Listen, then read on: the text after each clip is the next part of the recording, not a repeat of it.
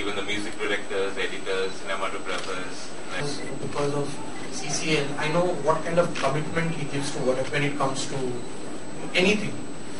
So it was fun, real fun, and working with Ant Movies, with Shweta, with our producer Angad sir, and Off the screen, এই তিনজন lyrics তো বেশি কথা আমি না about the film কি ভাবে ছবিটা Sanjay. Wow!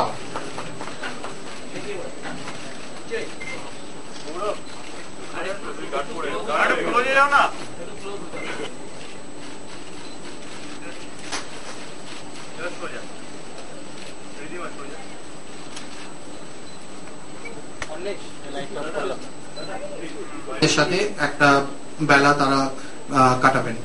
Thank you so much.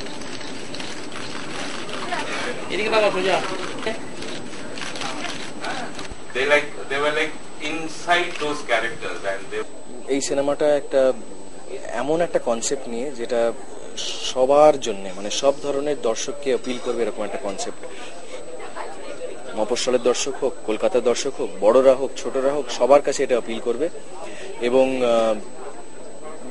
Social networking sites আমাদের জীবনে এখন খুব একটা ইম্পর্টেন্ট রোল প্লে করে। সেই জায়গা থেকে এই ছবিটা শুরু হয়। ছবিটার প্রেমাইস ইজ সোশ্যাল নেটওয়ার্কিং সাইটস, কিন্তু সেখান থেকে বেরিয়ে এসে তারপরে ছবিটা ইজ অ্যাবাউট প্রেম, ভালোবাসা, ঝগড়াঝাটি, দুঃখ, মারপিট, সবকিছু। তো একটা কমপ্লিট ছবি আমার মতে।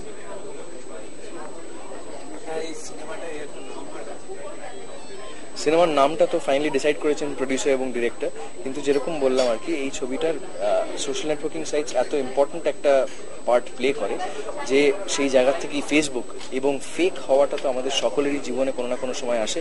আমরা ফেক লোকজনকে মিট করি, আমরা ফেক লোকজনকে real life as well as social networking site সব জায়গায় মিট করি। তো সেই জায়গা থেকেই ফেক করি।